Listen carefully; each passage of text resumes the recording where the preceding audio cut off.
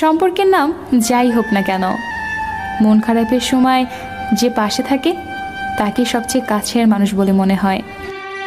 পাহাড়ের উপর দাঁড়িয়ে আকাশকে যতটা কাছে মনে হয়, আকাশ ততটা কাছে নয়। ঠিক তেমনি কোনো মানুষকে যতটা আপন মনে হয়, আসলে সে ততটা আপন নয়।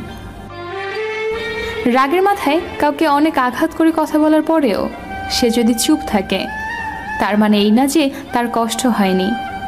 সে জবাব দিতে জানে না, সম্পর্কটাকে বাঁচাতে চায়, তাই চুপ থাকে।